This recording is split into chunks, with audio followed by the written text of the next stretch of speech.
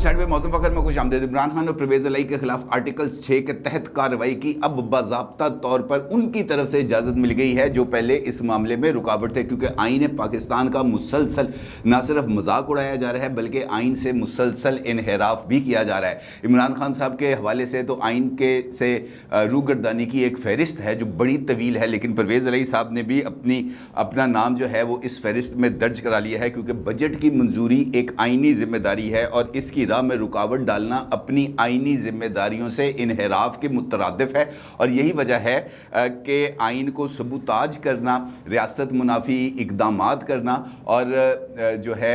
अवाम को उसके जायज़ हक़ से महरूम करना, ये बुनियादी तौर पर ऐसे इक़दामात हैं जो आर्टिकल 6 के तहत आते हैं। और अब परवेज़ इलाही साहब के सर के ऊपर भी आर्टिकल 6 की तलवार लटकना शुरू हो गई है और बाज़ाब्ता तौर पर अब इस मामले पर अमली तौर पर काम का आगाज़ कर दिया गया है। कौन कौन से इल्ज़ामात हैं इमरान खान साहब के ख़िलाफ़ और किस तरीके से उनके ख़िलाफ़ आर्टिकल 6 की कार्रवाई की जाएगी और उसके क्या नताइज निकलेंगे, इसके ऊपर आपके साथ तफसील से बात करूँगा। लेकिन उससे पहले बात करेंगे आज सुप्रीम कोर्ट ऑफ पाकिस्तान में होने वाले एक अहम तरीन समाअत की, जिसमें फाजिल अदालत उज़्मा की तरफ से और चीफ जस्टिस ऑफ पाकिस्तान जनाब मिस्टर जस्टिस उमर अताब बंदयाल साहब की तरफ से इस बात का इजहार किया गया है। उन्होंने रिमार्क्स दिए हैं। एक जानिब तो उन्होंने शहबाज शरीफ साहब और हमजा शहबाज साहब की तरफ से मुसलसल अपने मुकदमात के हवाले से अदालतों में पेश होने के अमल को सराहा है, लेकिन उसके साथ साथ उनका ये कहना है कि जो ज़मानत उनको मिली है एहतसाब अदालत की तरफ से मनी लॉन्ड्रिंग केस में, इसका जायज़ा असर नौ भी लिया जा सकता है और इस फैसले को हम देखेंगे। यानी एक मरतबा फिर supreme court of Pakistan monitoring अदालत के तौर पर काम करेगी, बिल्कुल वैसे ही जैसे पनामा केस के बाद एक मॉनिटरिंग जज का तकर्रुर किया गया था, जिसकी जिम्मेदारी ये थी कि वो नवाज शरीफ साहब के ख़िलाफ़ चलने वाले रेफरेंसेस की मॉनिटरिंग करेंगे और फिर उसकी मॉनिटरिंग रिपोर्ट जो है वो सुप्रीम कोर्ट में जमा कराई जाएगी और उसके बाद उसका फैसला किया जाएगा जनाब कि ये मुकदमात कैसे चल रहे हैं और क्यों चल रहे हैं और इन मुकदमात के आगे क्या असरात मुरतब होंगे। इसके साथ साथ सुप्रीम कोर्ट ने ECL के हवाले से जो आज फिर उन्होंने रिमार्क्स दिए हैं और उनका ये कहना है कि ECL के अंदर जो लोग शामिल थे जिनके नाम निकाले गए हैं, उनको अब बैरून मुल्क सफ़र के लिए वजारत दाखिला से बाज़ाब्ता तौर पर इजाज़त लेना होगी। यानी अगर हम आज के मुकदमे में और इसमें होने वाले इस समाअत का जायज़ा लें तो एक चीज़ बड़ी क्लैरिटी के साथ सामने आती है और वो ये है कि अदालत उज़्मा को इस बात का यकीन नहीं है मेरी राय में कि शहबाज शरीफ साहब, हमजा शहबाज साहब और दीगर हमारे जो पॉलिटिकल अमायदीन हैं उनके ख़िलाफ़ जो मुकदमात चल रहे हैं उनका शफाफ ट्रायल होगा। दूसरा, उनके ज़हन में ये बात बैठ चुकी हुई है फाजिल अदालत के हुकूमती असर व रसूख को इस्तेमाल किया जाएगा और अदालत पर असरअंदाज होने की कोशिश की जाएगी, प्रोसिक्यूशन पर असरअंदाज होने की कोशिश की जाएगी, रिकॉर्ड को टेम्पर करने की कोशिश की जाएगी। और इसके लिए उन्होंने पहले ही इन हाई प्रोफाइल मुकदमात की जो फहरिस्त पेश की गई थी उसको ऑलरेडी ही उन्होंने सील करने का हुक्म दे दिया था। यानी अब उस रिकॉर्ड के अंदर किसी किस्म की कोई रद्दोबदल नहीं की जा सकती। ये बहुत ही ज़्यादा अनप्रेसिडेंटेड वाक़या है कि जहाँ पर हुकूमत के ऊपर और हुकूमत वक्त के ऊपर अदालत उज़्मा की तरफ से अदम एतमाद का इजहार किया जा रहा है। बल्कि यहाँ तक कहा गया आज अदालत के जो रिमार्क्स थे वो यहाँ तक थे कि हुकूमत बड़ी कमज़ोर विकेट पर है। यानी जब अदालत की तरफ से इस किस्म के रिमार्क्स दिए जाएंगे, जब इस किस्म की चीज़ों का इजहार किया जाएगा कि हुकूमत जो है वो कमज़ोर विकेट पर है, हुकूमत रिकॉर्ड को मैनिपुलेट कर सकती है, हुकूमत प्रोसिक्यूशन पर असरअंदाज हो सकती है, फिर अगर ज़मानत मिली है तो उस ज़मानत का जायज़ा भी लिया जा सकता है या जायज़ा लेंगे, तो इसका मतलब ये है कि पूरे के पूरे सिस्टम के ऊपर और पूरे के पूरे अदालती निज़ाम के ऊपर एक बहुत बड़ा सवालिया निशान ख़ुद अदालत उज़्मा लगा रही है। और वो ये साबित करने की कोशिश मेरा ख़्याल है कि ये की जा रही है कि इमरान खान साहब की तरफ से मुसलसल जिन ख़दशात का इजहार किया जा रहा है वही ख़दशात फाजिल अदालत के जहन में भी पाए जाते हैं कि इक़्तिदार का फ़ायदा लिया जाएगा। जबकि ये जो फ़ैसला आया है, ये फ़ैसला भी मेरे सामने मौजूद है जो एहतसाब अदालत की तरफ से आया था, जिसके अंदर ये कहा गया है कि जनाब जो ریکارڈ جو پہلے یہ کہا گیا تھا کہ 40 ارب روپے کی منی لانڈرنگ ہوئی ہے، پھر جو چالان پیش کیا گیا وہ 14 ارب روپے کا تھا، اور جب حتمی چالان پیش کیا گیا وہ تقریباً کوئی 5-6 کروڑ روپے کا ہے، جس کے اندر یہ کہا گیا ہے کہ جناب یہاں پر تو جو بڑے بڑے دعوے کیے جا رہے تھے اس کے اندر کسی قسم کی کوئی صداقت نہیں ہے۔ تو اس کا مطلب یہ ہے کہ وہ بھی مقدمہ اس عدالت کے نزدیک، یعنی احتساب عدالت کے نزدیک، اس کے اندر خامیاں پائی جاتی ہیں، اور جو انہوں نے گواہ پیش کیے ان گواہوں میں سے بھی کسی نے اس بات کی طرف اشارہ نہیں کیا، بلکہ وہ تمام وینڈرز تھے جن کا یہ کہنا تھا کہ جناب یہ لین دین جو ہے وہ کیا گیا ہے، اور کوئی اس کے اندر ایسی چیز کوئی قابل اعتراض اس عدالت کو نظر نہیں آئی تھی، اور انہوں نے یہ بھی کہا کہ ایف آئی اے بدنیتی کی بنیاد پر کارروائی بھی کر رہی ہے اور ملزمان کی یعنی شہباز شریف صاحب اور حمزہ شہباز صاحب کی کسٹڈی چاہتی ہے۔ اب سپریم کورٹ کی طرف سے یہ جو بات سامنے آئی ہے اس کے نتیجے میں ایک مرتبہ پھر احتساب اور خاص طور پر موجودہ حکومت اور موجودہ جو وزیر اعظم اور چیف منسٹر ہیں ان کے اوپر اب بہت بڑے سوالات پیدا ہونا شروع ہو گئے ہیں، اور خاص طور پر اس کارروائی کو جس طریقے سے اب مانیٹر کیا جائے گا تو یقینی طور پر اس عدالت کے جو جج صاحب ہیں ان کے اوپر بھی دباؤ آئے گا، اور یہ جو مقدمہ ہے یہ یقینی طور پر ایک ایسی سمت میں جانے کا امکان پیدا ہو گیا جہاں پر فیئر ٹرائل کے جو تمام تر امکانات ہیں وہ یقینی طور پر متاثر ہوں گے، اور دیکھنا یہ ہے کہ آگے اس حوالے سے کون سا راستہ اختیار کیا جاتا ہے، کیونکہ جو چیف جسٹس آف پاکستان کے ECL کے حوالے سے بھی ریمارکس ہیں اس میں بھی یہ کہا گیا ہے کہ جناب قانونی عمل پر ہم سمجھوتا نہیں ہونے دیں گے۔ کابینہ کے اراکین نے بظاہر ECL کو ختم ہی کر دیا، کسی کو لگتا ہے کہ اس میں جان نہیں تو متعلقہ عدالت سے رجوع کرے، اور ساتھ انہوں نے کہا جناب وزارت داخلہ سے ہدایت لینی ہے، اجازت لینی ہے۔ اب دیکھنا یہ ہے کہ یہ جو عدم اعتماد ہے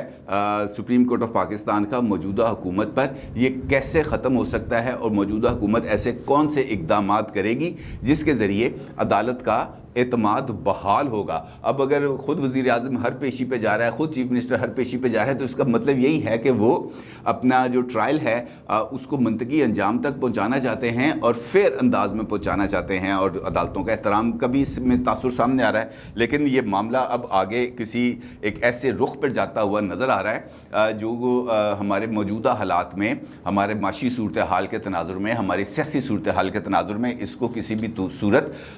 مستحسن قدم قرار نہیں دیا جا سکتا۔ لیکن جہاں پر واضح وائلیشن ہو رہی ہے، جہاں پر واضح سپریم کورٹ کے احکامات کا مذاق اڑایا جا رہا تھا، جہاں پر سپریم کورٹ کے احکامات کو واضح طور پر نظر انداز کیا گیا، وہاں پر مکمل طور پر خاموشی، اور یہ بھی ایک بہت بڑا سوالیہ نشان ہے اس پورے کے پورے سسٹم پر۔ اب اگر ہم موجودہ چیزوں کو ہی دیکھیں، جس کا میں نے آپ سے گفتگو کے آغاز میں ذکر کیا کہ عمران خان صاحب کے خلاف تو جرائم کی اور خاص طور پر یہ جو آئین سے انحراف ہے اس کی ایک فہرست بڑی طویل ہے۔ اگر آپ دیکھیں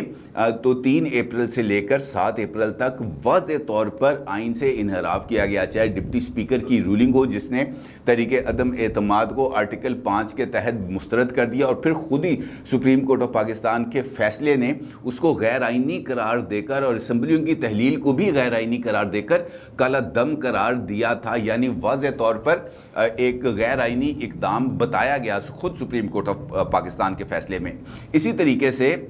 اس کے بعد کے جو اقدامات ہیں، جب رات 12 بجے عدالتیں کھلی، اس کا مطلب یہ ہے کہ اس فیصلے کے اوپر عمل درآمد نہیں کیا جا رہا تھا۔ جب سپریم کورٹ نے کہہ دیا کہ جناب تحریک عدم اعتماد پر ووٹنگ کرائی جائے گی تو سارا دن اجلاس چلتا رہا، لیکن ووٹنگ نہیں ہوئی، لمبی لمبی تقاریر ہوئی، ووٹنگ نہیں ہوئی۔ اور اس کے بعد کے ہم اقدامات دیکھیں، ادھر پنجاب کے اندر دیکھیں، عمر سرفراز چیمہ صاحب کو جب گورنر بنایا گیا تو انہوں نے بھی آئین سے اور اپنی ذمہ داریوں سے انحراف کیا۔ انہوں نے تو عثمان بزدار صاحب کو بطور چیف منسٹر نہ صرف بحال کر دیا بلکہ عثمان بزدار صاحب نے اپنی کابینہ کا اجلاس بھی بلا لیا۔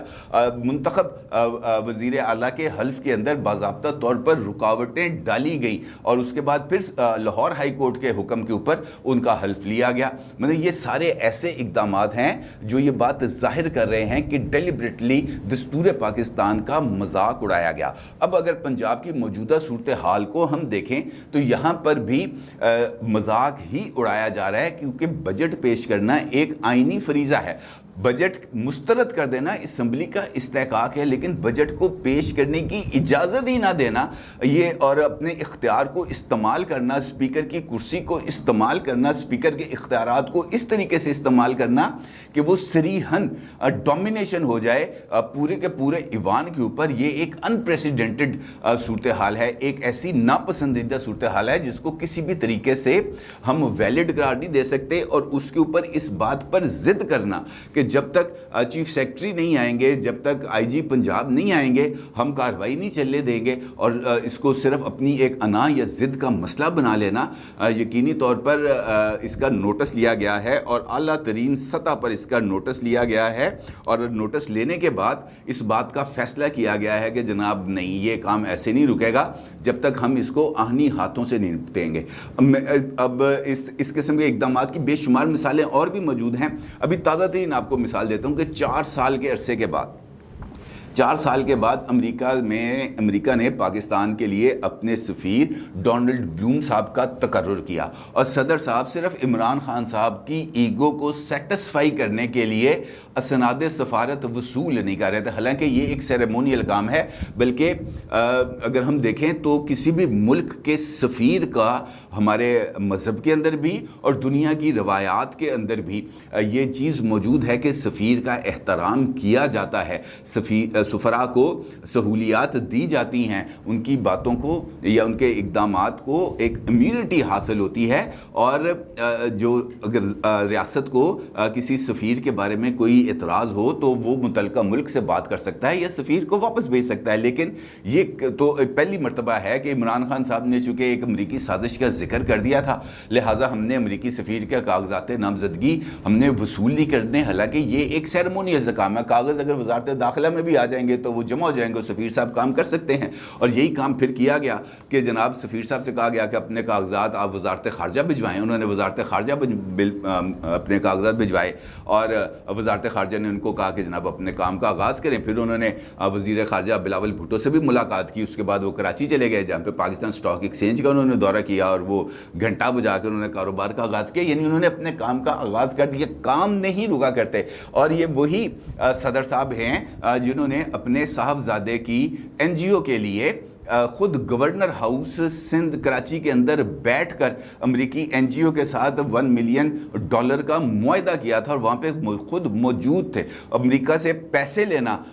جو ہے وہ بالکل درست کام تھا، لیکن امریکی سفیر سے اسناد سفارت وصول کرنا یہ بالکل ناجائز کام ہو گیا۔ یہ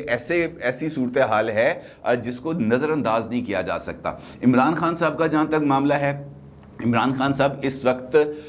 میں نے آپ سے پچھلی ویڈیو کے اندر بھی اس حوالے سے ذکر کیا تھا کہ ان کے لیے یہ بات ضروری ہے کہ وہ موجودہ حکومت اور اسٹیبلشمنٹ پر دباؤ رکھیں تاکہ ان کے مقدمات کے اوپر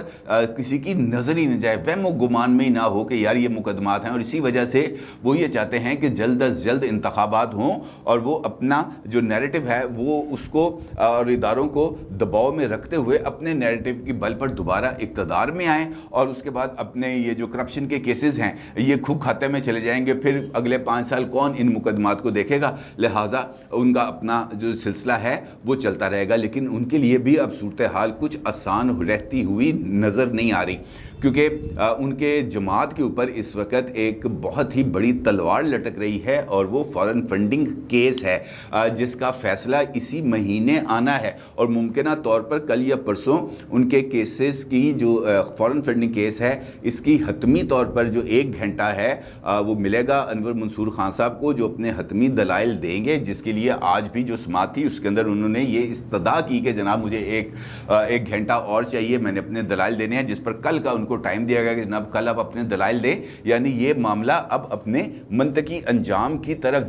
جا رہا ہے۔ اور پھر ایک اور نئی درخواست دے دی جو پہلے اسلام آباد ہائی کورٹ میں دی تھی کہ جناب سب کا فیصلہ ایک ساتھ کریں، ہمارا فیصلہ الگ نہ کریں، جب تک پیپلز پارٹی اور جے یو آئی کے کیسز کا فیصلہ نہیں ہو جاتا فارن فنڈنگ کا، اس وقت تک ہمارا فیصلہ بھی نہ کیا جائے۔ لیکن وہ استدعا منظور ہوتی ہوئی نظر نہیں آ رہی، کیونکہ یہ انجسٹ ہے کہ یہ تو وہی مطالبہ ہے نا جو کوئی چور کہہ دے کہ جناب مجھے اس وقت تک سزا نہ دی جائے جب تک پاکستان میں چوری کے تمام ملزم گرفتار نہ ہو جائیں، سب کے ٹرائل نہ ہو جائیں، سب کو سزائیں ایک ساتھ ملیں گی، تب مجھے سزا دیں، اس وقت تک مجھے کھلا چھوڑ دیا جائے، ایسا ممکن نہیں ہوتا۔ لہٰذا یہ فارن فنڈنگ والا معاملہ بھی اب ان کے گلے پڑنے جا رہا ہے، اور اس طریقے سے یہ جو مقدمات ہیں، کرپشن کے کیسز ہیں، یہ بھی اب کھلنا شروع ہو گئے ہیں۔ خود فیڈرل کیبنٹ نے بھی وہ ڈاکومنٹس تمام کے تمام ریلیز کر دیے ہیں، وہ میٹنگ منٹس ریلیز کر دیے ہیں، وہ معاہدہ ریلیز کر دیا ہے جس کے تحت عمران خان صاحب نے ملک ریاض صاحب کو 50 ارب روپے کی سہولت فراہم کی، اور پھر اس سہولت کے عوض بہت ساری چیزیں خود بھی وصول کی، اور زمینیں بھی وصول کی، نیکلس بھی وصول کیے، ہیرے کی انگوٹھیاں بھی آئیں، بے شمار چیزیں ہیں جو اس وقت منظر عام پر آ چکی ہیں۔ لہٰذا یہ جو اب جو جس طریقے سے ان کے خلاف مومنٹم بڑھ رہا ہے، جس طریقے سے ان کے ارد گرد گھیرا تنگ ہو رہا ہے، ان کا بھی اب بچنے کے امکانات خاصے حد تک ختم ہوتے چلے جا رہے ہیں۔ اور اب اگر اس بات کی اجازت مل گئی ہے، اجازت کا لفظ میں جان بوجھ کر استعمال کر رہا ہوں کیونکہ اس سے پہلے جو ہے وہ نرم رویہ اختیار کیا جا رہا تھا عمران خان صاحب کے خلاف، ان کو نظر انداز کیا جا رہا تھا، ان کو یہ میسیج دینے کی کوشش کی جا رہی تھی کہ کبھی وہ تھا نا کہ کبھی ہم بھی تھے، تم بھی تھے آشنا، تمہیں یاد ہو یا نہ یاد ہو، میرا خیال ہے اس قسم کا ان کو کوئی پیغام دیا جا رہا تھا کہ یار تمہارے ساتھ اچھا ٹائم گزرا ہے، اس معاملے کو خراب نہ کرو، الجھاؤ نہ، ہم نہیں چاہتے کہ ہم اس ایکسٹینڈ پہ چلے جائیں جہاں پر ایک دوسرے کے آمنے سامنے آگے کھڑا ہونا پڑے۔ لیکن عمران خان صاحب کسی بھی جگہ پر آ کر رکنے کا نام ہی نہیں لے رہے، پورے ملک میں، پوری دنیا میں پاکستان کا مذاق بنا دیا گیا۔ روس سے تیل کے معاملہ لیں، وہ خود روسی سفیر نے کہہ دیا کہ جناب کوئی ایم او یو سائن ہی نہیں ہوا، جب کوئی ایم او یو سائن نہیں ہوا تو تیل کیسا، گندم کیسی؟ جب یہ بات خود بھی سامنے آ گئی تو اس کے بعد بھی وہ پیچھے ہٹنے پر تیار نہیں ہے، اب بھی غیر ملکی سازش کا بیانیہ ہے، اب بھی روس کے تیل والا معاملہ ہے، ابھی روسی گندم والا معاملہ ہے، وہ اپنی بات سے پیچھے ہٹنے کے لیے تیار نہیں ہے۔ اور جس طریقے سے ان کے اشارے کے اوپر یہ آئین سے انحراف کا معاملہ چل رہا ہے، اب اس کو بھی نظر انداز نہیں کیا جائے گا۔ اعلیٰ ترین سطح پر اس بات کا فیصلہ اب ہو چکا ہے، اجازت مل گئی ہے، اور اب آپ دیکھیں گے کہ یہ جو مہینہ ہے، یہ جو جون کا جاری ہے، اس مہینے کے اندر عمران خان صاحب کو ہم دیوار کے ساتھ لگا ہوا دیکھیں گے، اور دیکھیں گے کہ کس طریقے سے ان کے خلاف جو قانون ہے وہ حرکت میں آئے گا، اور کس طریقے سے یہ جو فارن فنڈنگ والا معاملہ ہے اس کا بھی فیصلہ ہوگا، آرٹیکل 6 کے تحت بھی کارروائی ہوگی، اور دیگر مقدمات میں بھی اب ان کے خلاف کارروائی ہوگی۔ اب ان کو کسی قسم کی کوئی رعایت ملنے کا امکان نظر نہیں آ رہا، اور کارروائی جو ہے وہ اب خاصی حد تک یقینی نظر آ رہی ہے۔ اپنی رائے کا ضرور اظہار کیجیے گا۔ آپ کا بہت شکریہ۔ اللہ حافظ۔